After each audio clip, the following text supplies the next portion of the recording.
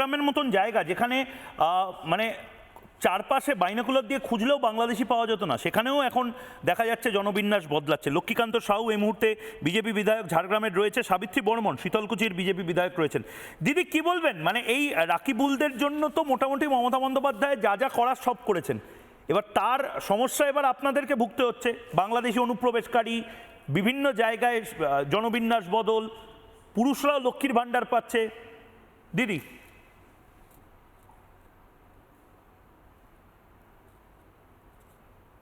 দিদি মিউট হয়ে আছে আপনি, হ্যাঁ হ্যাঁ মিউট হয়ে আছে, বলুন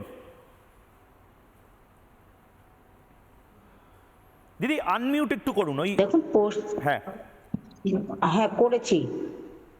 পশ্চিমবঙ্গে এমন কোনো কাজ নেই যেটা তৃণমূল সরকার করতে পারে না, এমন কোনো দুর্নীতি পশ্চিমবঙ্গে হয়নি।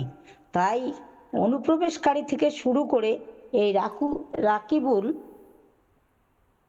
রাকিবুল মিস্ত্রিদের অবাধ দৌরত্ব ছিল এই পশ্চিম বাংলায়। আর সেই জায়গায় আজকে আমাদের পশ্চিম বাংলাকে সন্ত্রাসবাদের একটা আঁতুড়ঘরে পরিণত করেছিল এই বাংলার মুখ্যমন্ত্রী মমতা বন্দ্যোপাধ্যায়।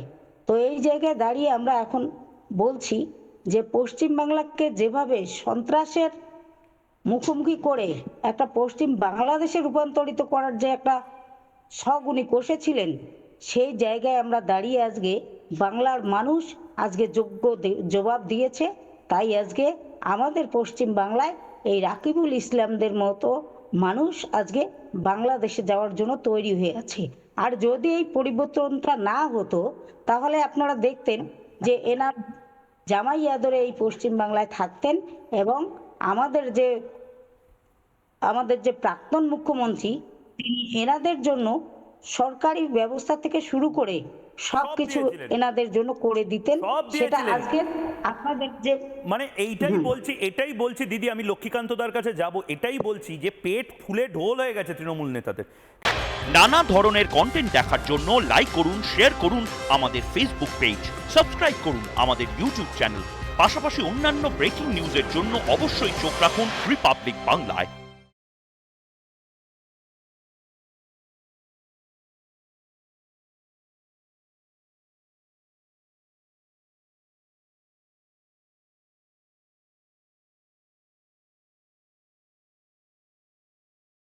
নানা ধরনের কন্টেন্ট দেখার জন্য লাইক করুন, শেয়ার করুন আমাদের ফেসবুক পেজ, সাবস্ক্রাইব করুন আমাদের ইউটিউব চ্যানেল।